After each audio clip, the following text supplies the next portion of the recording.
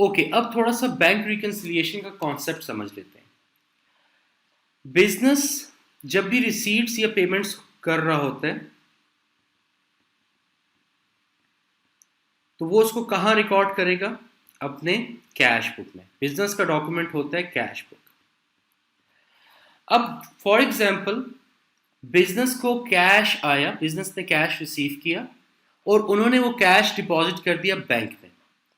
तो बिजनेस क्या एंट्री करेगा? बिजनेस कहेगा कि मेरा बैंक अकाउंट जो कि एसेट है ये डेबिट हो जाएगा $1000 से, और कैश इन हैंड जो था, क्योंकि मैंने बैंक में डिपॉजिट कर दिया तो कैश इन हैंड एसेट है वो रिड्यूस हो जाएगा, वो क्रेडिट हो जाएगा 1000 से। ये एंट्री कब करेंगे? जब हम कैश को बैंक में डिपॉजिट करेंगे। कैश इन हैंड रिड्यूस हो जाएगा और बैलेंस एट बैंक इंक्रीज हो जाएगा। अब जब आपने कैश डिपॉजिट किया तो बैंक में जो अकाउंटेंट बैठा है वो इसको कैसे रिकॉर्ड करेगा? बैंक वाला कहेगा कि कैश मेरे पास रिसीव हुआ है, तो कैश इंक्रीज हुआ, कैश डेबिट हुआ विद $1000, एंड क्रेडिट वो यहां पे क्या करेगा? क्रेडिट वो यहां पे करेगा अकाउंट पेबल। क्यों क्रेडिट करेगा अकाउंट पेबल? कि वो कहेगा ये कैश कहां से आया बैंक को? ये कैश बैंक के पास आया कस्टमर से। अब कस्टमर जब आज कैश डिपॉजिट कर रहा है तो कस्टमर के पास राइट है कि फ्यूचर में वो डिमांड कर सकता है कैश विड्रॉ करने की। तो आज हम जितना भी कस्टमर से कैश रिसीव करेंगे ये हमारी लाइबिलिटी है टूवर्ड्स कस्टमर, एंड कल को जब भी कस्टमर हमसे रिक्वेस्ट करेगा कैश की तो हमने उसको पे बैक करना है और हमारी लाइबिलिटी कम हो जाएगी। तो ये होगी liability toward customer. Liability by nature credit होती है। जितना भी कैश बैंक कस्टमर से रिसीव करेगा लाइबिलिटी उसकी इंक्रीज होती जाएगी और ये क्रेडिट हो जाएगा $1000 से। ये एंट्री जो है ये बैंक ने की है अपने पॉइंट ऑफ व्यू से, उसने बिजनेस के पॉइंट ऑफ व्यू से ये एंट्री नहीं की। अब कुछ दिनों बाद कस्टमर वापस आया और उसने कहा कि मुझे ये कैश विड्रॉ करना है बैंक अकाउंट से। तो एक चीज तो क्लियर है कि बैंक कैश पे करेगा तो कैश क्रेडिट हो जाएगा, फॉर एग्जाम्पल $1000 से। डेबिट क्या होगा? जब कैश रिसीव किया था तो वो कस्टमर की लाइबिलिटी थी, कस्टमर की तरफ लाइबिलिटी थी। अब जब कैश वापस पे कर दिया तो बैंक की लाइबिलिटी टुवर्ड कस्टमर रिड्यूस हो जाएगी। तो बैंक रिकॉर्ड करेगा अकाउंट पेबल, ये मेरी लाइबिलिटी थी, लाइबिलिटी बाय नेचर क्रेडिट है। जब मैंने कैश ही वापस कस्टमर को कर दिया तो लाइबिलिटी डिक्रीज हो जाएगी एंड क्रेडिट डिक्रीज, डेबिट हो जाएगा 1000 से।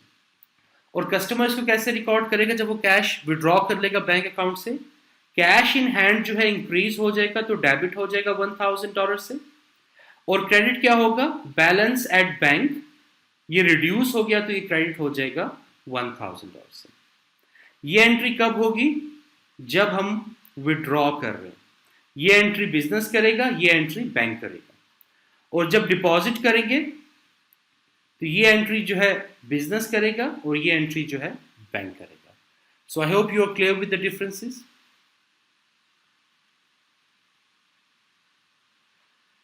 अब रीजंस की बात कर लेते हैं कि जब भी कैश बुक का बैलेंस मैच अप नहीं होगा बैंक स्टेटमेंट के बैलेंस से, जब भी मैचअप नहीं होगा तो उसके क्या रीजंस हो सकते हैं? एक्चुअली रीजंस जो हैं वो दो किस्म के हो सकते हैं। एक को हम कहते हैं टेम्पररी डिफरेंस और दूसरे को हम कहते हैं परमानेंट डिफरेंसेस। परमानेंट डिफरेंसेस क्या होते हैं कि कोई ना कोई एरर या मिस्टेक हुई है। एरर बैंक से भी हो सकता है तो बैंक स्टेटमेंट का बैलेंस आउट हो जाएगा। एरर अगर बिजनेस से होगा तो कैश बुक का बैलेंस आउट हो जाएगा। अगर एरर बिजनेस से हुआ है तो उसकी एडजस्टमेंट ऑब्वियसली हम कैश बुक में करेंगे। अगर एरर बैंक से हुआ है तो उसकी एडजस्टमेंट ऑब्वियसली हम बैंक स्टेटमेंट में करेंगे और बैंक को नोटिफाई भी करेंगे। सेकंड, कुछ ऐसी ट्रांजैक्शंस होती हैं जो बैंक में पहले अपेयर होती हैं, बैंक स्टेटमेंट में पहले अपेयर होती हैं और कैश बुक में बाद में उसको रिकॉर्ड करना पड़ता है। जैसे फॉर एग्जांपल किसी किस्म के बैंक चार्जेस हमारे अकाउंट से डिडक्ट हुए। अब जब बैंक आपके अकाउंट से कोई चार्जेस डिडक्ट करेगा तो वो आपके बैंक स्टेटमेंट में उस चार्जेस को शो कर देगा as a deduction in your account.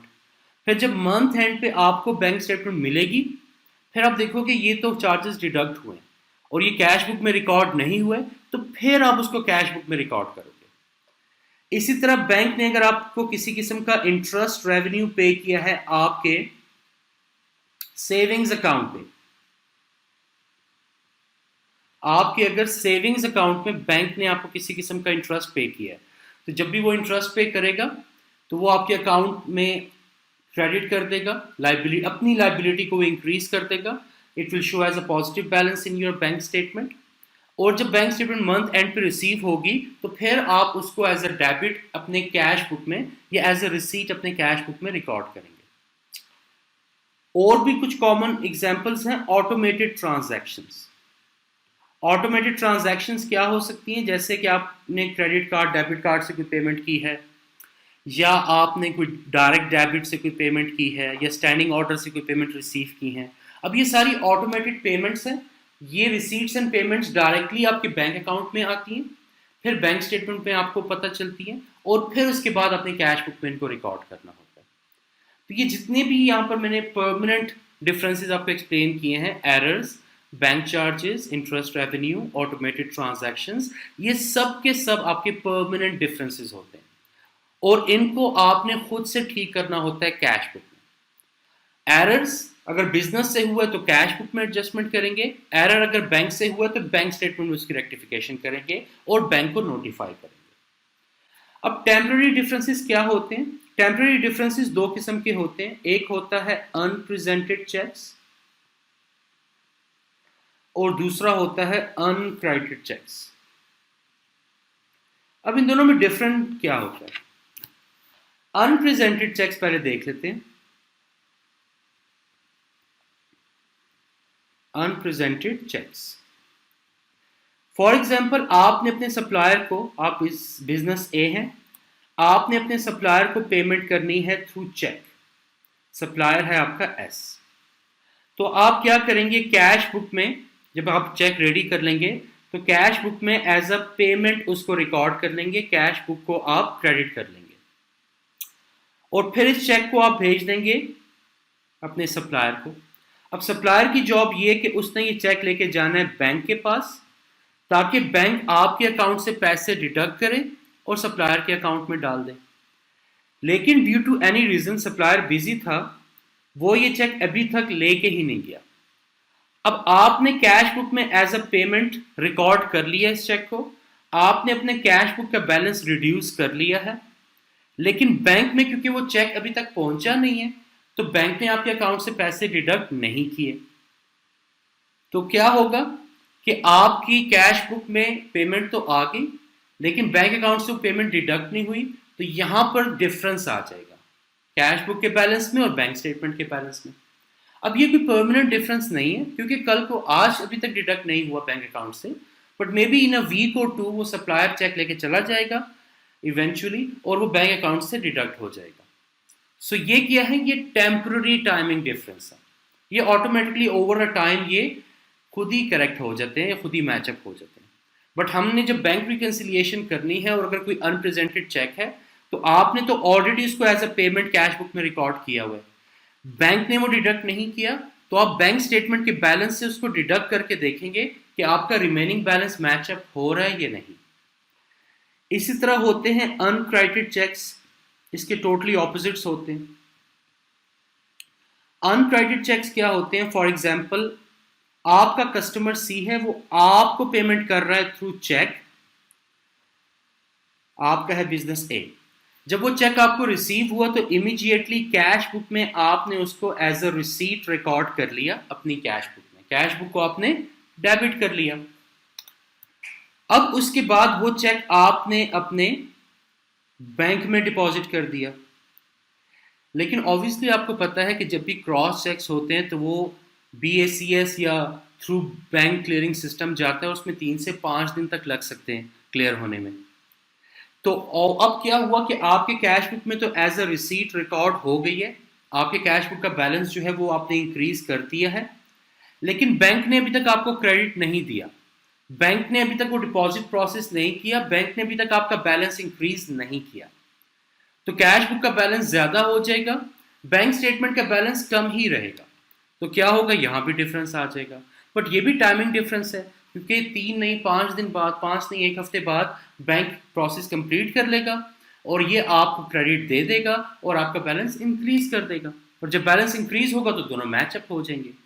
लेकिन अगेन बैंक रिकंसिलिएशन करते हुए आप कैश बुक में इसको ऑलरेडी रिकॉर्ड कर चुके हैं एज अ रिसीट, तो आपने बैंक स्टेटमेंट के बैलेंस में इसको ऐड करके देखना होता है कि आपका रिमेनिंग बैलेंस मैचअप हो रहा है या नहीं। तो टेम्पररी डिफरेंसेस दो किस्म के होते हैं, unpresented and uncredited. Permanent difference time की वजह से हल नहीं होते, बल्कि उनको आपको खुद ही करेक्ट करना पड़ता है। वो एरर्स भी हो सकते हैं, बैंक चार्जेस या इंटरेस्ट रेवेन्यू भी हो सकता है, या मोस्ट कॉमन जो है वो ऑटोमेटेड ट्रांजैक्शंस भी हो सकती है। फिर इसकी जब हम एग्जांपल्स करेंगे तो आपको और ज्यादा ये क्लियर हो जाएगा। इसके बाद कंप्यूटराइज अकाउंटिंग की बात करते हैं। Computerise accounting first of all codes को यूज करते हैं। कोड्स चूंकि यूनिक होते हैं ट्रांजैक्शन के लिए, तो इससे आपके एरर्स ऑब्वियसली रिड्यूस होते हैं।